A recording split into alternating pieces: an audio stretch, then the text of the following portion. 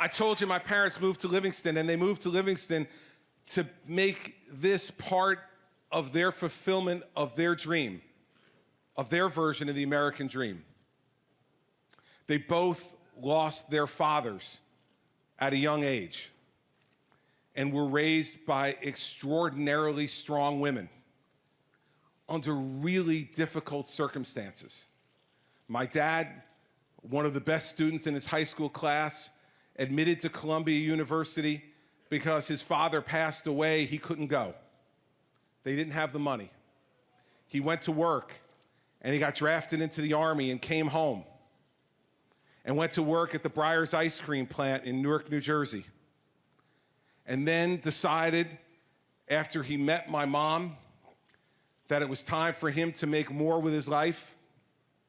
And he went to school at night at Rutgers for 6 years while working at those jobs during the day to get his degree in accounting. And my mother, one of the proudest pictures that she ever had was the one she called our first family picture.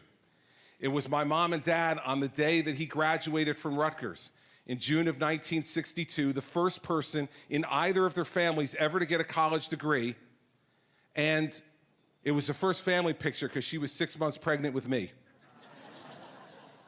And the smiles on both their faces that day were indicative of not what they had accomplished, but what they saw coming ahead of them. Their smiles were about the fact that they thought that nothing was out of reach for them now. They had each other, they were building a family, they worked together, and then with the help of both of those strong women, they gave them $5,000 each, probably all the money they had in the world, to put a down payment on a house in this town to give their children a chance to take the dream they had started to build and to make it even bigger and even better. So I not only think about my mom and dad today, I think about my two grandmothers, women who raised children largely on their own, women who knew how to work hard and knew that that hard work would deliver something for their children. And I know that both of them are watching down today, and that part of today is a fulfillment of their dream too. I'm thinking about both of them. One of the things my mother always used to say all the time to me was, Christopher, if you work hard enough, you can be anything. She said, God's given you so many gifts. If you just work hard enough, you can be anything. And that story is proof. It's proof. Parents who came from nearly nothing except for that hard work. Parents who brought little to their marriage except for their love for each other and that hard work. And that hard work not only produced a great life for me and my brother and my sister, but think about how amazing this country is. That one generation removed from the guy who was working on the floor of the plant, of the Breyers ice cream plant, his son is the two-term governor of the state where he was born and raised.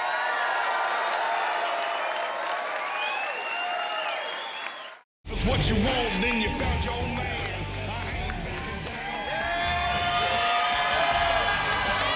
Thank you. Thank you very much. I love you, honey. You know, I was born 5 years after the end of a global war that killed more than 60 million people. I'm the son of a veteran of that war who flew 35 missions over war-torn Europe as a tail gunner on a B-17. When Dad returned home, he married Mom. They started a life together. They were tenant farmers. They were raised during a time of great hardship and had little expectation beyond living in peace, putting a roof over our heads, and putting food on our table. Home was a place called Paint Creek. Too small to be called a town, but it was the center of my universe. For years we had an outhouse.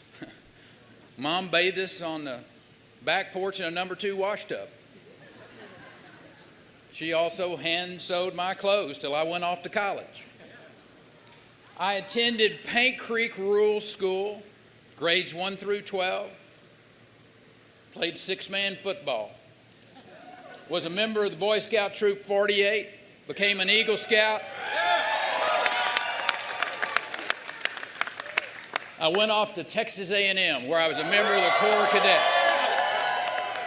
I got my degree in animal science.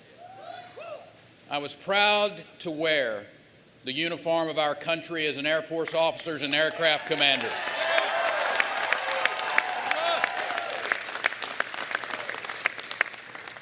After serving, I returned home. I returned home to those rolling plains and that big old sky of West Texas, and I returned to farming. You know, there is no person on earth more optimistic than a dry land cotton farmer. We always know that a good rain is just around the corner, no matter how long you've been waiting. The values learned on my family's cotton farm are timeless. The dignity of work, the integrity of your word, responsibility to community, the unbreakable bonds of family, and duty to country. These are enduring values, not the product of some idyllic past, but a touchstone of American life in our small towns, in our largest cities, in our booming suburbs. I've seen American life. I've seen it from the red dirt of a West Texas cotton field, from a campus in College Station, Texas, from the elevated view of a C-130 cockpit, and from the governor's office of the Texas Capitol. You know, America remains a place of dreams.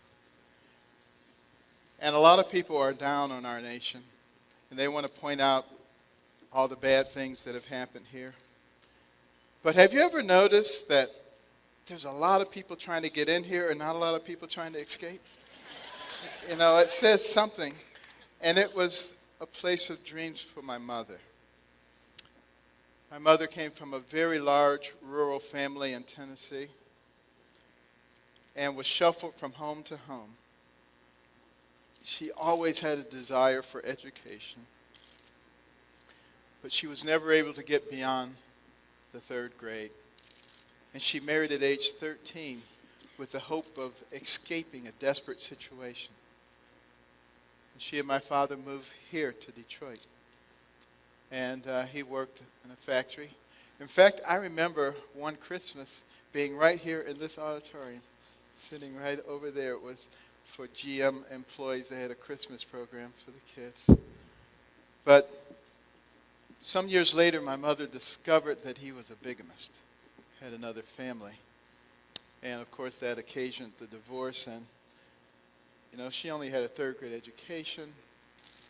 And consequently, we were thrown into a situation of dire poverty. And she still maintained that dream of education, but now it was for us more so than for herself. We moved in with her older sister and brother-in-law in Boston. Typical tenement, large multifamily dwelling, boarded up windows and doors, sirens, gangs, murders.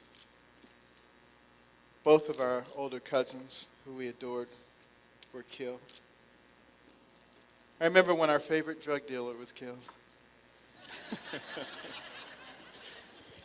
Benny Boston Barrows, he drove a blue Cadillac. You know, they used to bring us candy, so we liked to see the drug dealers.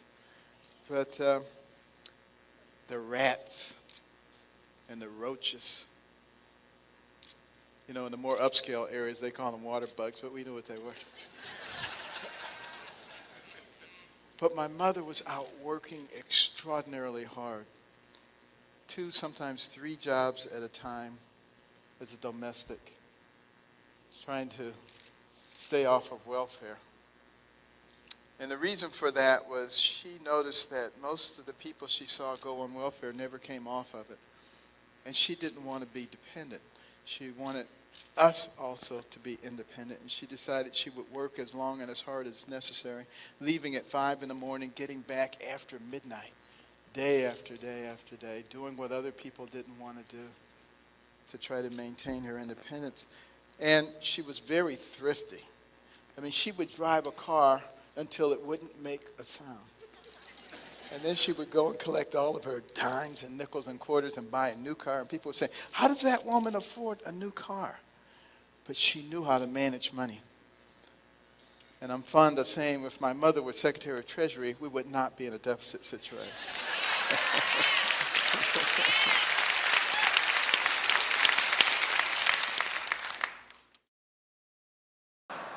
Long before the world knew my parents' names, I knew I was blessed to be their son. And they didn't mind it at all when I found my own path. It led from Texas to Miami by way of Mexico. In 1971, 8 years before then candidate Ronald Reagan said that we should stop thinking of our neighbors as foreigners, I was ahead of my time in cross-border outreach.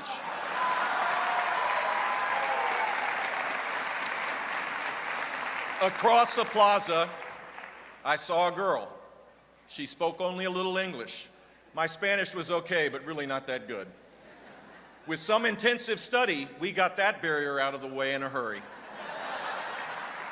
In the short version, it's been a gracious walk through the years with the former Columba Garnica de Gallo.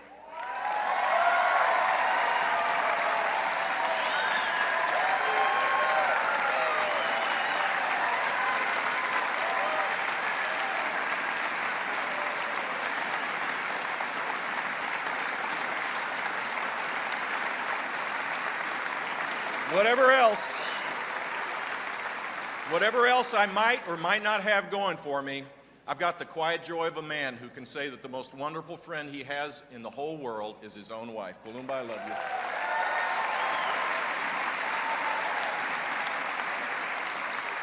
So I want to tell you this story. A friend of mine is a great manufacturer. Calls me up a few weeks ago. He's very upset. I said, what's your problem? He said, you know, I make great product. And I said, I know that because I buy the product.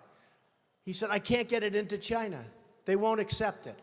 I sent a boat over and they actually sent it back. They talked about environmental. They talked about all sorts of crap that had nothing to do with it. I said, oh, wait a minute, that's terrible. Does anyone know this? He said, yeah, they do it all the time with other people. I said, they send it back? Yeah. So I finally got it over there and they charged me a big tariff. They're not supposed to be doing that. I told them. Now, they do charge a tariff on trucks. When we send trucks and other things over there, ask Boeing. They wanted Boeing secrets. They wanted their patents and all their secrets before they agreed to buy planes from Boeing. Hey, I'm not saying they're stupid. I like China. I just sold an apartment for $15 million to somebody from China. Am I supposed to dislike them? I own a big chunk of the Bank of America building in 1290 Avenue of the Americas that I got from China in a war. Very valuable. I love China. The biggest bank in the world is from China. You know where their United States headquarters is located? In this building, in Trump Tower. I love China. People say, oh, you don't like China. No, I love them. But their leaders are much smarter than our leaders. And we can't sustain ourselves with that. There's too much. It's like take the New England Patriots and Tom Brady and have them play your high school football team. That's the difference between China's leaders and our leaders. They are ripping us. We are rebuilding China. We're rebuilding many countries. China, you go there now, roads, bridges, schools, you never saw anything like it.